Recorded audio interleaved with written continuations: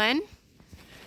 It's so sunny and beautiful out today. I thought I would go for a little winter walk to the mailbox again. It's approximately minus 12 degrees Celsius here in Manitoba, smack dab in the middle of Canada. I am not expecting anything fun from the mailbox, but I thought I would just take you along. We had 2 winter storms this week, and we've gotten quite a bit of snow. It's okay. Hopefully it's the last of it, but it is beautiful and sunny out, and it just felt like it'd be nice to get out and get some fresh air. So come along with me for a little walk, and then when we get back, we'll maybe make a cup of tea and we'll go through the knits of the week and the yarn of the week, and we'll do a catch-up.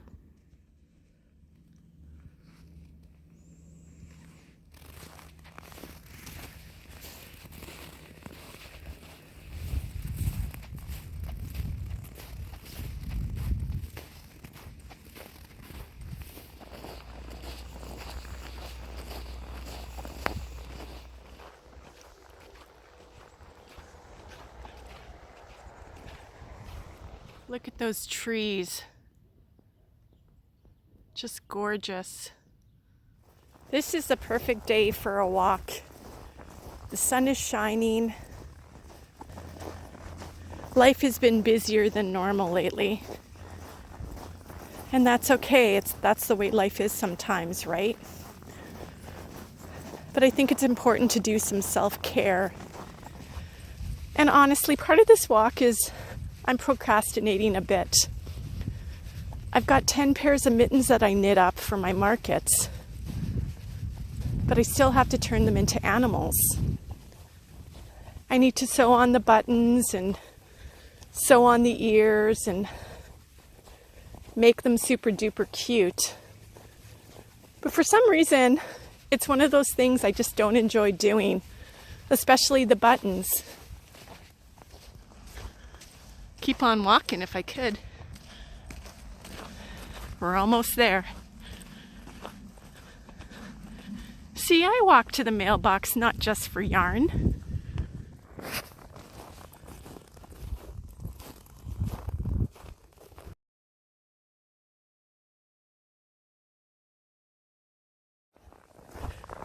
Oh, it's so nice out.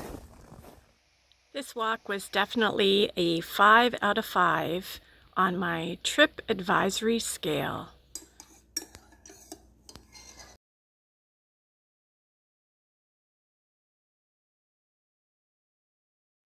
Oh, hi everyone. I don't know if I mentioned my name is Diane. Welcome if you're new and returning. The hat I was wearing for my walk just now is from Tin Can Knits. It's called the Barley Hat, and this was made with a DK weight yarn from Crux Fibers. The color is called Chaos. I never blocked this when I knit it. Like, is that a thing that I have to do if it fits your head? What kind of a shape do you put a hat on when you block it?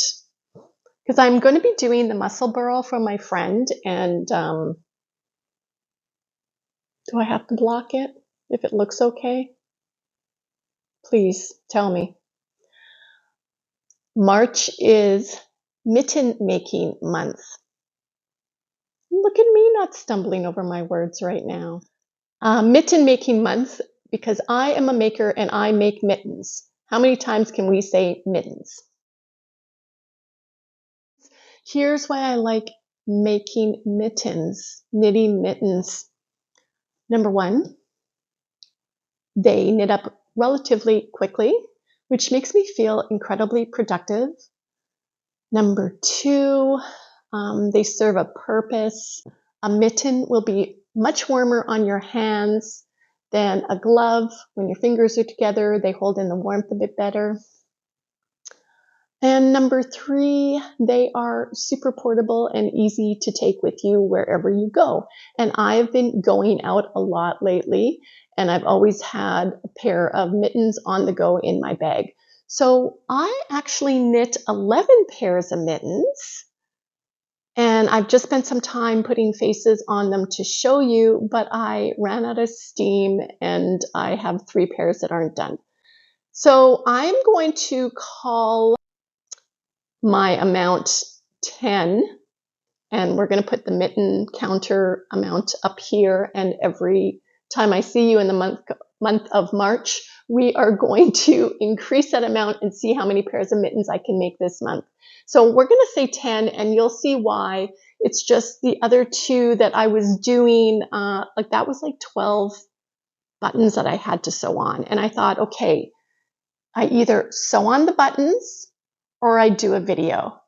This is where I was at in my life. And then I have another pair that I just knit, and I don't know what I should make it into, so I wanted your feedback on these. And in fact, I started making mittens into animals during the pandemic because, I mean, we're all sitting at home, and I was thinking of things to knit, and I had the time to kind of be creative and think of new ideas. So that's where that all started.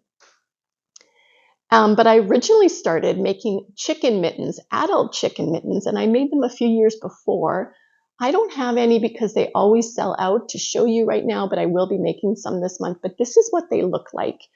And it was actually Hubs who came up with the idea to make chicken mittens. And I just liked the way chicken mittens sounded. So I thought, yeah, let's try this. Here's an example of the first pair of mittens. These are kitten mittens.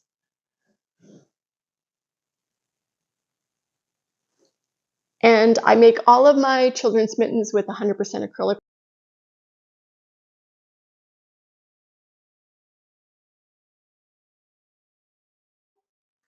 I include mitten clips with them for this size because kittens don't want to lose their mittens.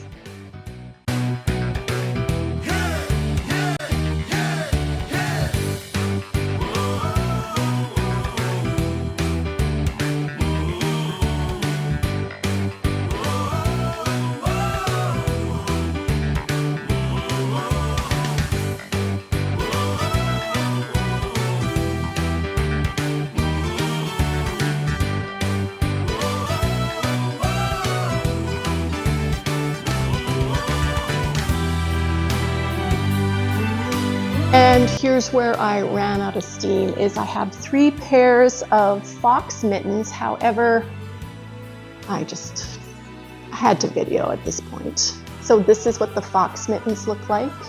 I have a tutorial for this particular one, not about the mitten, but how to turn a pair of mittens into foxes.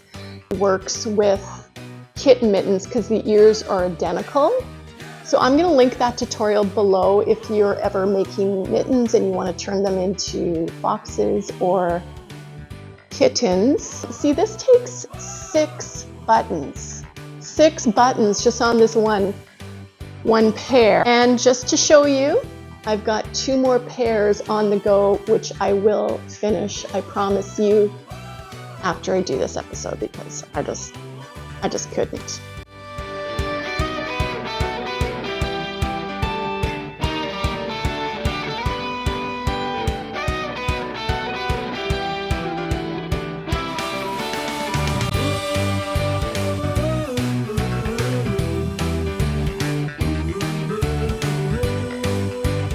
The other pair of mittens I did, because I did say I did 11, is I had 2 balls of this James C. Brett rustic chunky yarn. And this has some wool in it. So it is a 77% acrylic, 20% wool, 3% viscose. It knits up really nice, but you can see here, maybe it's supposed to be flex in it, but I kept pulling it off. It's probably supposed to be flex. But so this is what the mitten looks like. So what do you think? I have my pug mittens that look like this, or I could make them into cats, kitty cats. What do you think they should be?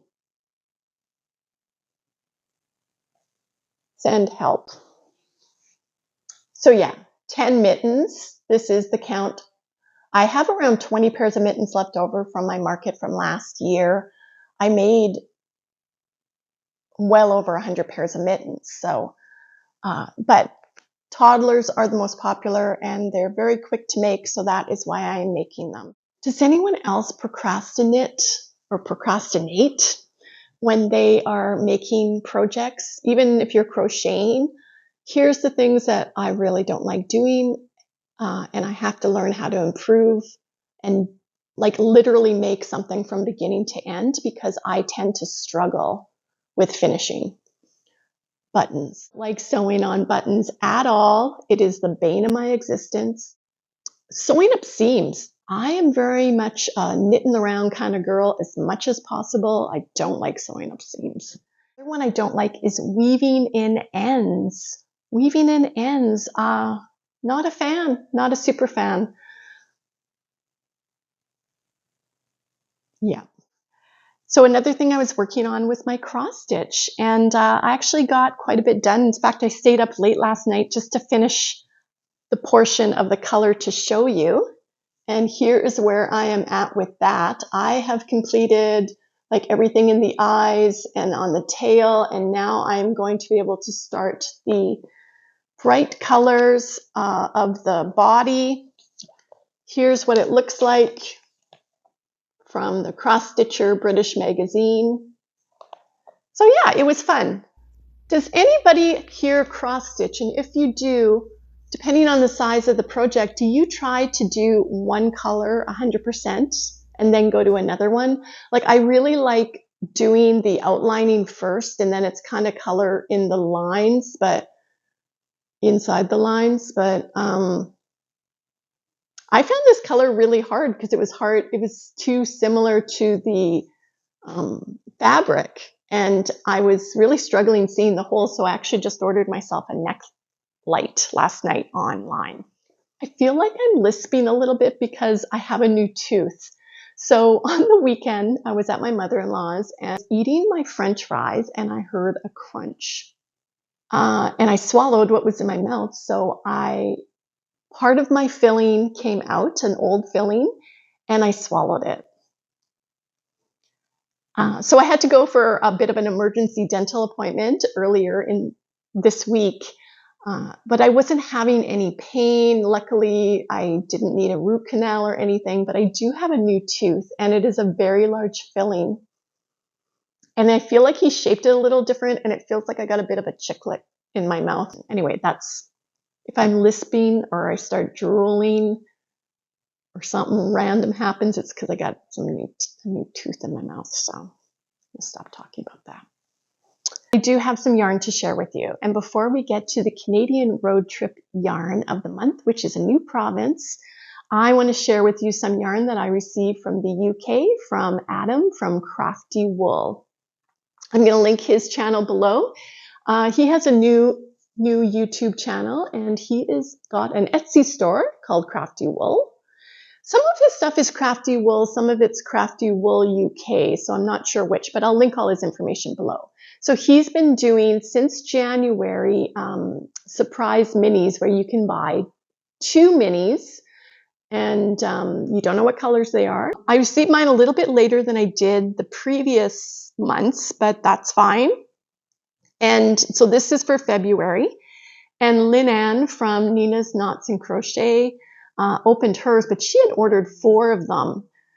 So I did have a sneak peek, and I saw what she opened, but the reality is he sent her all different colors. So I had no idea what I was going to get. So here's what Adam sent me for the 2. And again, very reasonably priced shipping.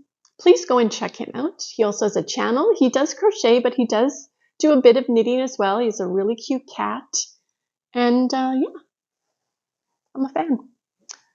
Here's the first one. These are 20-gram minis. Let me look at the specs. 75% superwash merino, 25% nylon, 85 meters each. That's a really pretty pink.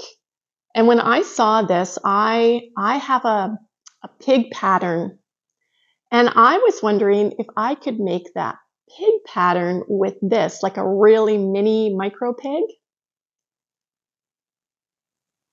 I think I'm going to try it. I'm going to use very small needles, obviously. But I think I'm going to give it a go, and I'm going to try and make a tiny little pig that you can hold in your hand with this pink yarn, because it just screams pig to me. And the other one is this. It does come flat packed, so you have to just hank it up. Look at my hanking skills there. I am getting good at this hanking. Look at it. It's got a plum plus a kind of a pinky plum, and then the speckles are just fantastic. So these are the two. Of course, I ordered March again, and I only ordered one. But after I saw what Lynn Ann got, all those different varieties, I was like, maybe I should order more than one, but I only ordered one more for March.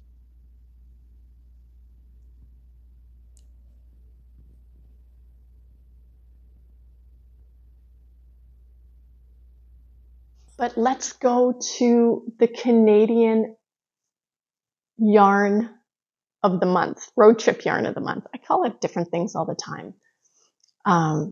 Yeah, we're going to a new province. We're going to my neighbor's Saskatchewan.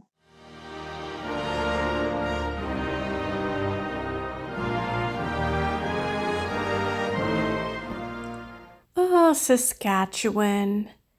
Many people don't know how to spell it. Or pronounce it if they don't live in Canada, and that's okay. They are literally right next door to me. When I think of Saskatchewan, I think of the Banjo Bowl and the Labor Day Classic. Manitoba and Saskatchewan have a very big rivalry when it comes to football for the CFL. Years ago, one of the Blue Bombers was being interviewed and was kind of like talking smack about the Rough Riders in Saskatchewan, as a team would, and said that they were just a bunch of banjo-picking hillbillies. And unfortunately, the name Banjo Bowl stuck, and everybody calls it that. I'm not saying anything bad about banjos or hillbillies, but I'm going to stop talking now and get to the yarn. The reason I'm doing this series on my channel for 2024 is last year I essentially got into hand-dyed yarn. I'd never bought hand-dyed yarn prior to 2023. And I've bought from many Canadian companies, but I thought it would be fun to purchase from hand dyers, indie hand dyers that I've never bought from before, because there is so many, from small companies to very large, well-known companies. And as I started looking for yarn, and I essentially started on Boxing Day week because there was a ton of sales everywhere. At the time, I didn't realize that I was going to be doing a province to province situation.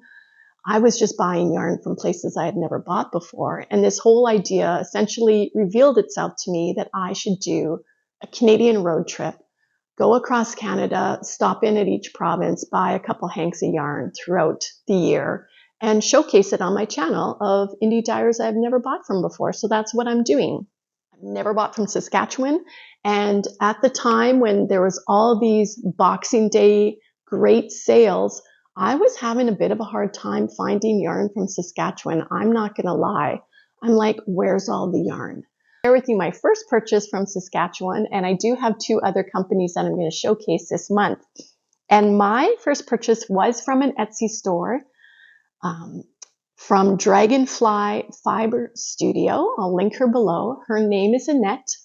She lives in Unity, Saskatchewan, which I don't know where Unity is. And what I really liked about Annette's yarn is she had 50-gram hanks.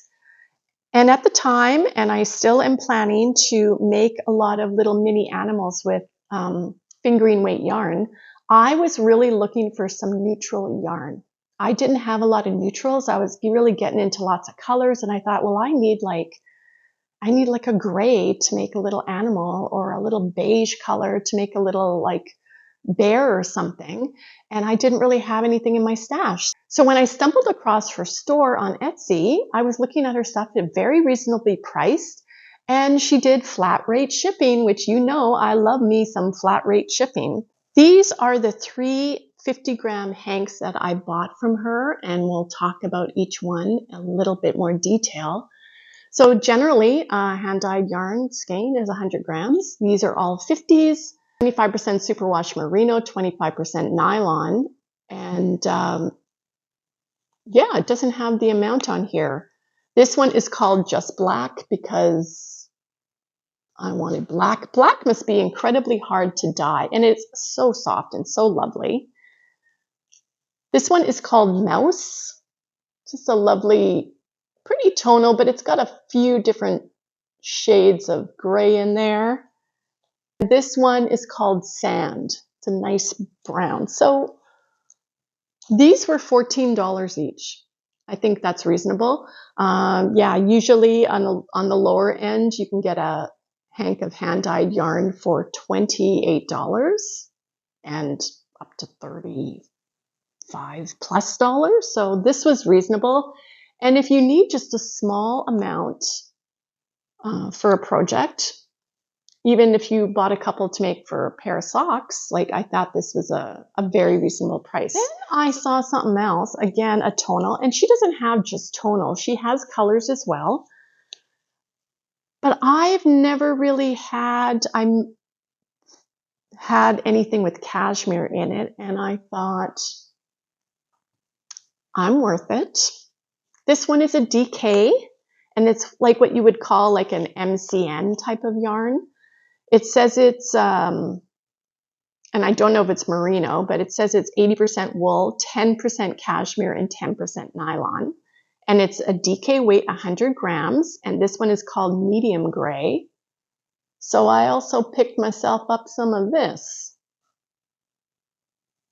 which you can definitely feel the difference with that little bit of cashmere in it. So this I am keeping for myself. I am making myself something. I don't know what. I have been collecting a lot of DK weight. I didn't want to pass this up. So thank you, Annette. Again, lovely to deal with. Very responsive when you have messages on Etsy. I'll link all her information below. And that, I don't think she's a banjo pickin' hillbilly either, by the way. I regret saying that, so.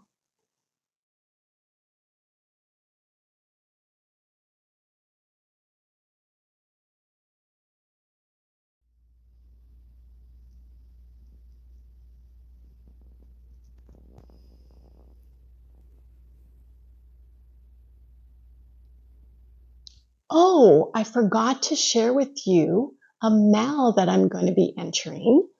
And I've got right here 8 examples that I can put in. So I've got to get onto Ravelry because this mal is on Ravelry. My dear friend Alice from Soxy Nana Alice, first of all, she is getting really close to 1,000 subscribers. So if you haven't gone to check her out, I'm going to leave her link below. I highly encourage that you do. She's kind of my go-to when it comes to me asking questions about knitting. She is incredibly talented. She also sews. She made me that bag. She's made me a few bags, project bags, and she's very resourceful in how she uses her materials. So please go check her out. But she is also running a mal this month for the month of March. It's called the Heads, Shoulders, Fingers, and I'm not going to put my foot up, Toes Mal, HSF&Tmal. So you can enter, if you're a knitter, if you're a crocheter, there are pretty much no rules. You can double dip. If you've got a whip that you've already started, that's fine. She also has a couple coupon codes, one for a hand dyer, a local dyer, Cloud9 Fiberworks. There's a coupon code for her. And there is 2 coupon codes for designers that for the month of March, 50% off their patterns. So you're going to have to go over and watch Alice's episode on that. I'm going to leave the link below. One of them is Dana Ray Makes. And the other one is Bunny Muff. And I bought this pattern with the 50% off coupon that I want to make a couple of cute tops. Well, this was the portion of the show where my microphone turned off. All of this mal is done through a Ravelry page. I will link her Ravelry page below, but I'm also linking the video that explains the mal in my show notes so you can read all about it and decide if this is something you want to participate in. Thank you for watching today. I felt a little long-winded, so I thought I better end this episode with showing you just how much snow we got here in Manitoba. I hope you stay well, and bye for now.